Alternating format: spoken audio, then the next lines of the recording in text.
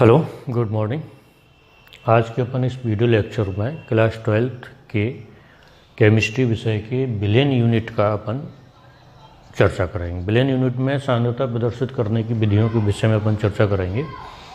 इसमें सांद्रता प्रदर्शित करने के लिए मुख्य तौर पर अपन जो विधियाँ प्रयुक्त की हैं उनमें से अपन मोलरता, मोललता, नॉर्मलता, मोल प्रवाह, इन विधियों के ऊपर मेनली चर्चा करेंगे। सबसे पहले अपन ये देखें कि मोलरता क्या होती है। तो मोलरता क्या होती है? किसी भी विलयन के 1 लीटर आयतन में उपस्थित विलय के मोलों की संख्या विलयन की मोलरता कहलाती है। यानी 1 लीटर आयतन में जितने विलय के मोल घुले हैं वो उससे क्या है? मोलरता। ठीक है। और इसको अपन प्रदर्शित करते हैं एम से। मोलरता को किससे प्रदर्शित करते हैं? एम से। अब अगर मान लो अपन से कोई कहे कि मैंने 1 लीटर विलयन में 2 मोल घोले, तो उसकी मोलरता कितनी हो जाएगी? अपन सिंपली आंसर देंगे 2m, कैपिटल M बनाएंगे। अगर मान लो 1 लीटर विलयन में 1 मोल घोला है तो उसकी मोलरता हो जाएगी 1। यानी 1 लीटर विलयन में किसी पदार्थ के जितने मोल घुले होते हैं वो उसकी मोलरता कहलाती है। इसके लिए अपन सूत्र निकालें। सूत्र कैसे बनाएंगे? तो मोलरता M बराबर क्या होगा? मोलरता M बराबर मोल प्रति लीटर। ठीक है। अब मोल किसके ले रहे हैं अपन? विलय के। तो अपन क्या लिख देंगे यहाँ पर? विलय के मोलों की संख्या बटे बिलियन का लीटर में आयतन। अब क्लास 11th में अपन ने पढ़ा है कि किसी भी पदार्थ के मोलों की संख्या जो निकाली जाती है वो कैसे निकालते हैं? 11th में अपन पढ़ के आए हैं मोलों की संख्या बराबर मोलों की संख्या क्या होता है? जो पदार्थ है उसका अपन लेंगे ग्राम बार बटे पदार्थ का अणु भार। तो विलय तो मोलरता यानी विलय के मोलों की संख्या के लिए अपन क्या लिख सकते हैं? विलय का ग्राम में भार बटे विलय का अणु भार। ठीक है। गुणा 1/बिलियन का लीटर में आयतन। अब अगर मान लो आयतन अपने को लीटर की जगह मिलीलीटर में दिया हो, अभी तो अपन आयतन लीटर में ले रहे हैं, लेकिन यदि मान लो अपन बिलियन, हमें 1 लीटर बिलियन ना बनाते हुए 500 मिलीलीटर या 250 मिलीलीटर बनाना है, तो हम क्या करेंगे? फिर इस आयतन को मिलीलीटर में लेंगे। तो अब अपन क्या लिख सकते हैं? विलय का ग्राम में भार बटे विलय का अणु भार, इसमें कोई चेंज नहीं होगा, गुणा 1/बिलियन का आयतन। अब आयतन काय में दिया अपने को? मिलीलीटर में। तो चूंकि अपने को लेना किस में है? लीटर में। तो मिलीलीटर को लीटर में करने के लिए क्या करना पड़ेगा अपने को? 1000 का भाग देना पड़ेगा। तो जब अपन 1000 का भाग देंगे तो ये 1000 कहाँ पहुँच जाएंगे? 1000 ऊपर पहुँच जाएंगे। तो जब अपने को आयतन मिलीलीटर में दिया होगा तो फिर अपन जो सूत्र अपना बनेगा वो क्या बन जाएगा? विलय का ग्राम में भार, विलय का अणु भार 1000/बिलियन का मिलीलीटर में आयतन। अब अपन इसको सूत्र को थोड़ा सा और संकेत में ले लें। तो किसी भी विलय का जो अपन भार ग्राम में प्रदर्शित करते हैं उसको प्रदर्शित करेंगे WB से, अणु भार को करेंगे MB से 1000, और ये हो गया अपना V। तो अब अपना M बराबर क्या हो गया? WB/MB गुणा 1000/V इन काय में ले रहे हैं अपन? मिलीलीटर में। ठीक है। इस तरीके से अपन किसी भी पदार्थ, किसी भी विलयन की मोलरता को डिफाइन कराएंगे, ये वाला सूत्र यूज कराएंगे। चलिए अब मोलरता के ऊपर अपन एक सवाल देख लें। 4 ग्राम NaOH को 500 मिलीलीटर जल में घोला गया है या विलेन में घोला गया है।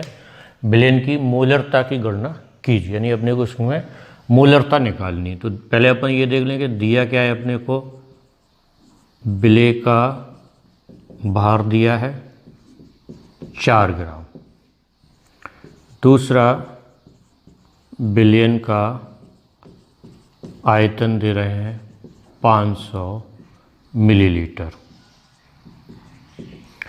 अब अपने को चाहिए क्या, वो चाहिए विलेय का अणु भार।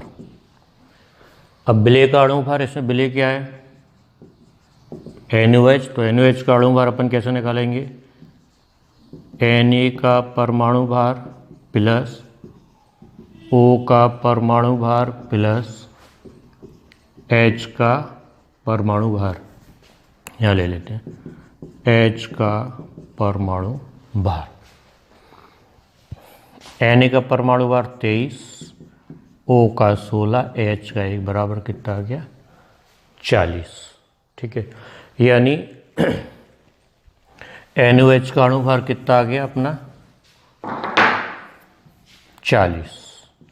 अब अपना सूत्र क्या है मोलरता का, M बराबर WV/MB, विलेय का भार बटे विलेय का अणु भार गुणा 1000 बटे विलेन का आयतन, किसमें मिलीलीटर में। WV कितना दिया अपने को 4, अणु भार 40, आयतन कितना है अपना 500, ये कट गया इससे, ये कट गया इससे, ये कट गया, कितना आ गया 1/5 या 0.2 m। विलेन की मोलरता कितनी होगी 0.2 m। तो अब अपन लेके चलते हैं मोलरता। तो मोलरता क्या होती है, किसी विलेन के 1 किलोग्राम भार। ठीक है, अब भार किसका 1 किलोग्राम भार, तो अपन यहाँ पर लेंगे किसी विलेन के 1 किलोग्राम विलायक में उपस्थित विलेय के मोलों की संख्या विलेन की क्या कहलाती है, मोलरता कहलाती है। क्लियर हुआ, किसी विलेन के 1 किलोग्राम विलायक में उपस्थित, देखो कोई भी विलेन है वो 2 घटकों से मिलकर बना होता है, विलेय और विलायक। तो यहाँ अपन कह रहे हैं किसी भी विलेन के 1 किलोग्राम विलायक में उपस्थित विलेय की मोलों की संख्या विलेन की मोलरता कहलाती है। मोलरता को अपन कैसे प्रदर्शित करते हैं, इसको प्रदर्शित करते हैं स्मॉल m से। तो अब ये क्या हो जाएगा, मोलरता m बराबर क्या हो जाएगा, मोलरता स्मॉल m बराबर विलेय के मोलों की संख्या, विलेय के मोलों की संख्या बटे विलायक का किलोग्राम में भार। ध्यान रखें वहां अपन आयतन ले रहे थे, यहां अपन क्या लेंगे भार। अब फिर से वही विलेय की मोलों की संख्या अभी अपन ने निकाले थे, तो मोलों की संख्या निकालते हैं ग्राम भार बटे अणु भार।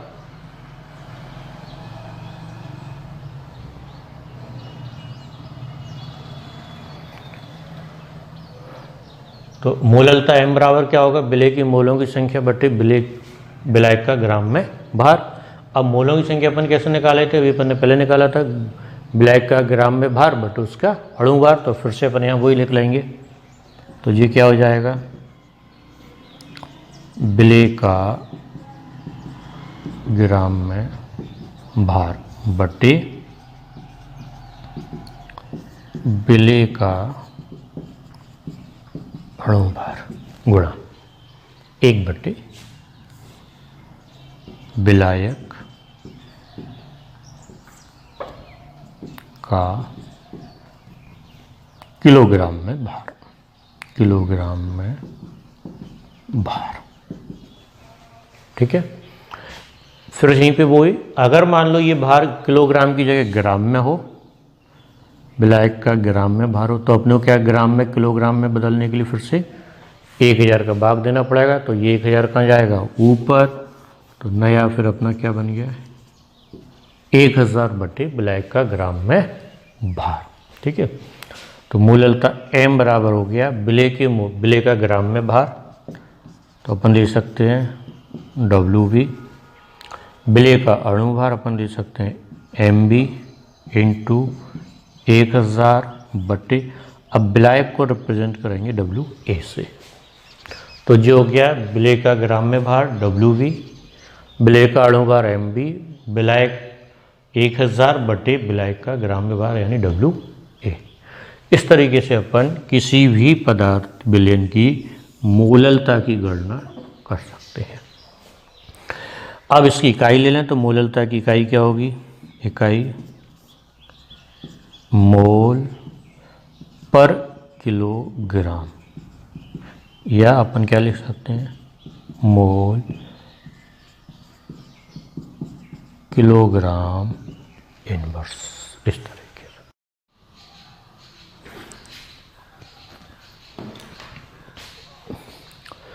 चलिए मूललता के ऊपर एक सवाल कर लेते हैं। मान लो एक क्वेश्चन मैंने लिखा 4.9 ग्राम H2SO4 को 500 ग्राम जल में घोला गया है, जल में घोला गया है। मोललता की गणना कीजिए। ठीक है, अब अपन इसमें ले लें WB कितना दिया है अपने, WB यानी विलेय का भार कितना दिया है 4.9 ग्राम। ठीक है, WA यानी विलेय का भार कितना है 500 ग्राम, क्लियर है। तीसरा अपने को इसमें दिया है, अब अपने को क्या है विलेय का अणु भार, विलेय कौन है H2SO4, तो अपन निकालेंगे H2SO4 का अणु भार, इसको कैसे रिप्रेजेंट कर रहे हैं अपन MB से।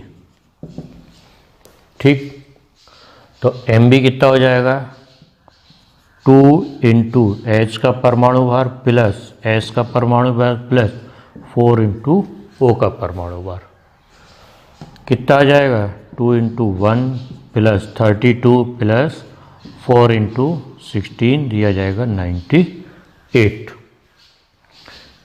अब H2SO4 का अणु भार कितना आ गया 98। अपना सूत्र क्या है, इसको अपन काट के यहाँ पर शॉर्ट में लिख दें, ये हो गया 98।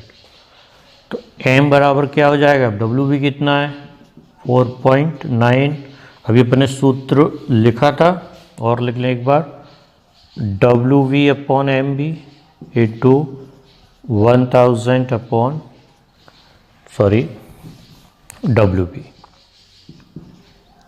WA, ये सारे मान अपने यहाँ रख दें। W कितना है 4.9 अपॉन ये कितना है 98 इंटू 1000 अपॉन 500, इससे ये कट गया। अब 4.9 से एक क्या जाएगा नीचे 0, ये 2 टाइम्स कट गया। ठीक है, 10 से 10 कट गया, 5 2 ज़ा 10, नो 5 इंटू 10, तो जी कितना हो जाएगा 1/10, दैट इज 0.1, यानी आंसर कितना आ गया 0.1। ये अपने कब आएगा, जब 4.9 ग्राम H2SO4 को 500 ग्राम जल में डिसॉल्व कराएंगे अपन। ठीक है, चलिए इसके बाद अपन ले लेते हैं नॉर्मलता।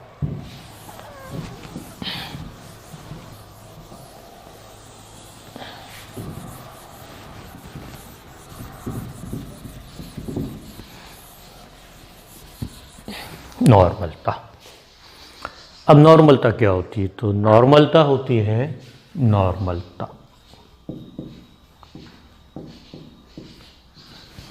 ठीक। नॉर्मलता क्या है? किसी बिलियन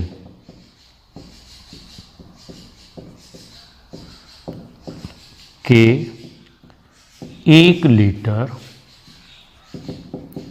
आयतन में उपस्थित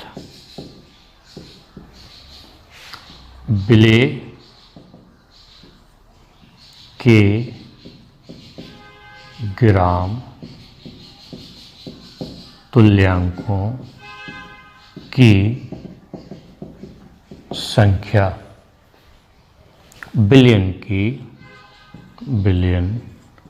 की नॉर्मलता कहलाती है। किसी बिलियन के 1 लीटर आयतन में उपस्थित विलेय के ग्राम तुल्यांकों की संख्या क्या कहलाती है? बिलियन की नॉर्मलता। और नॉर्मलता को हम प्रदर्शित करते हैं कैपिटल एन से। ठीक है, तो नॉर्मलता के लिए अपन सूत्र बनाएंगे तो क्या बन जाएगा? नॉर्मलता एन बराबर विलेय के ग्राम तुल्यांकों की संख्या बटे नीचे क्या आ जाएगा? बिलियन का लीटर में आयतन। अब यहाँ पे अपन ने अभी तक अपन ने क्या ले रहे थे? मोल ले रहे थे। मोल ना आके क्या आ गया? ग्राम तुल्यांकों की संख्या। तो ग्राम तुल्यांक कैसे निकालेंगे? जैसे अपन ने मोल निकाले थे ग्राम भार बटे अणु भार, वैसे ग्राम तुल्यांक निकालेंगे अपन ग्राम भार बटे तुल्यांकी भार। ठीक है, तुल्यांकी भार क्या होता है ये अपन, चूँकि तुल्यांकी भार अलग से मैंने 11th में पढ़ा हुआ है, वहाँ अपन देख लेंगे। तो तुल्यांकी भार अपने को लेना है, वहाँ अणु भार यूज कर रहे थे, यहाँ अपने को तुल्यांकी भार लेना है।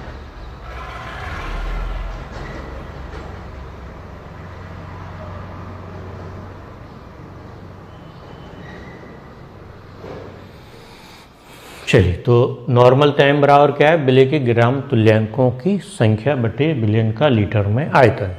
ग्राम तुल्यांकों की संख्या मतलब वहाँ अपन ने मोल यूज़ किया, मोलरता में यहाँ अपन ग्राम तुल्यांक ले रहे हैं। ग्राम तुल्यांक कैसे निकालेंगे? इसमें अपन क्या करेंगे? ग्राम भार में तुल्यांकी भार का भाग देंगे। तो अपन इसको कैसे लिख सकते हैं? विलेय का ग्राम में भार बटे विलेय का तुल्यांकी भार गुणा 1000 बटे बिलियन का लीटर में आयतन। ठीक है, लिख दो, बिलियन लिख दे रहे। चलो, बिलियन का लीटर में आयतन। ठीक है, अगर ये आयतन अपने को लीटर की जगह मिलीलीटर में दिया है तो अपन यहाँ का क्या करेंगे? फिर यहाँ लिख देंगे बिलियन का मिलीलीटर में आयतन। और जब मिलीलीटर में होगा तो उसको लीटर में बदलने के लिए क्या देना पड़ेगा? प्रश्न उठता है कि अपन इसको 1 लीटर में बदल क्यों रहे हैं? तो बदलना इसलिए पड़ता है कि अपनी परिभाषा के अनुसार अपने को जो नॉर्मलता निकालनी है वो हमें से 1 लीटर बिलियन में ही निकाली जाती है। 500 मिलीलीटर में नहीं निकाल सकते, 250 मिलीलीटर में निकाल सकते। तो मिलीलीटर को लीटर में चेंज करने के लिए क्या करना पड़ेगा? अपने को 1000 का भाग देना पड़ेगा। तो मिलीलीटर में आयतन बटे 1000, 1000 नीचे हो तो कहाँ पहुँच जाएगा? ये ऊपर। तो ये हो गया 1000। तो नॉर्मलता एन बराबर, अब विलेय का ग्राम में भार अपन काय से ले रहे थे? WB से। तुल्यांकी भार लेते हैं अपन EQ से, EQ ले लें अपन। ठीक है, इंटू 1000 बटे V इन मिलीलीटर। ये कहलाती है अपनी नॉर्मलता। अब इसकी इकाई ले लें नॉर्मलता की, तो इकाई क्या हो जाएगी? ग्राम तुल्यांक प्रति लीटर। अभी अपन ने मोलरता पढ़ ली, मोलरता नॉर्मलता। तो नॉर्मलता में और मोलरता में सिर्फ क्या अंतर होता है? उनमें आ रहा था यहाँ पे विलेय का अणु भार, इसमें आता है तुल्यांकी भार। तुल्यांकी भार कैसे निकाला जाता है ये अपन अलग से पढ़ेंगे। अब इसका एक छोटा सा क्वेश्चन और करके देख लें अपन यहाँ पर। तो अभी मान लो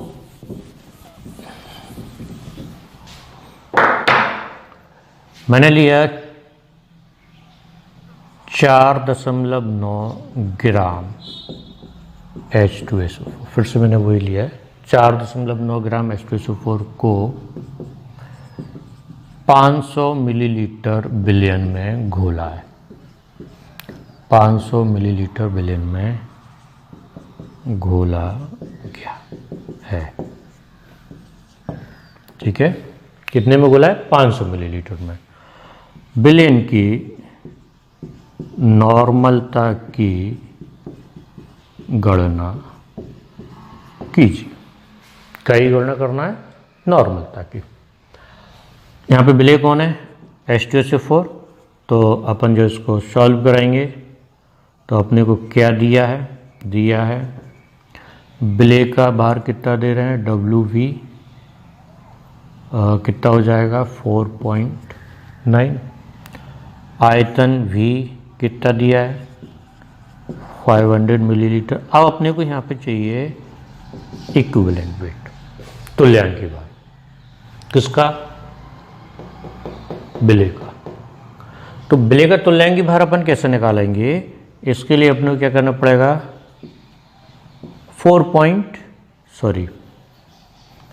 तुल्यांकी भार क्या है यहाँ पे? H2SO4। अभी अपन लेके चलते हैं कि इसका H2SO4 का तुल्यांकी भार 49 होगा। एक्चुअली में ये क्या है? H2SO4 एक अम्ल है, इसमें कितने H हैं? 2। किसी भी अम्ल का जब हम तुल्यांकी भार निकालते हैं तो उसमें जितने H निकल सकते हैं अम्ल में से उतने H का भाग दे देते हैं। इसको अपन लिख सकते हैं यहाँ पर, यहाँ ले लो,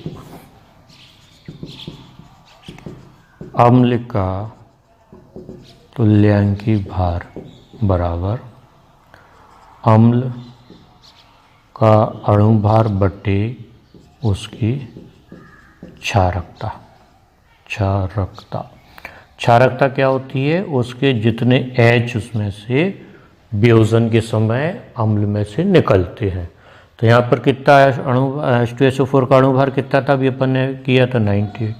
H कितने? इसमें 2, तो ये कितना आ गया? 49। इसमें यहाँ पे 49 लिख दिया था। नॉर्मलता N बराबर क्या हो जाएगा? WV upon equivalent weight into 1000 upon V इन मिलीलीटर। इसको ले लें अपन, WV कितना है?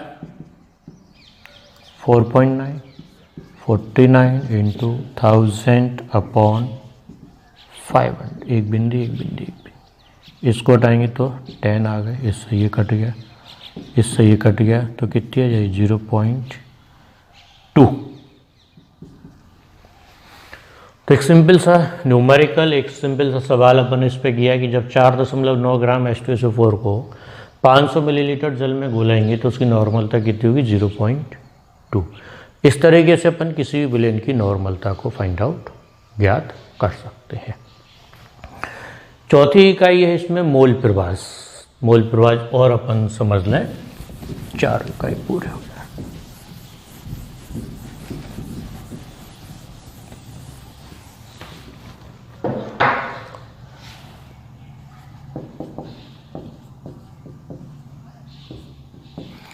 मोल प्रवाह क्या होता है कि किसी भी विलयन में जितने घटक हैं उनका अलग अलग अपन मोल प्रवाह निकालते हैं। जिस घटक का मोल प्रवाह निकालना रहता है उसको अपन निकालेंगे, बाकी घटक उसमें रहेंगे। जैसे मान लो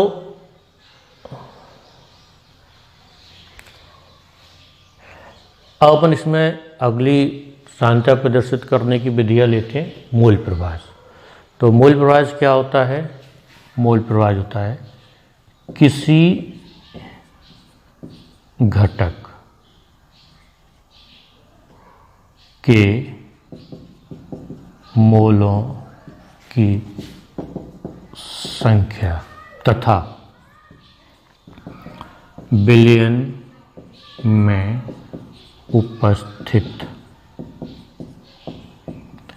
सभी घटकों के मोलों की संख्या का अनुपात मोल प्रभाज कहलाता है।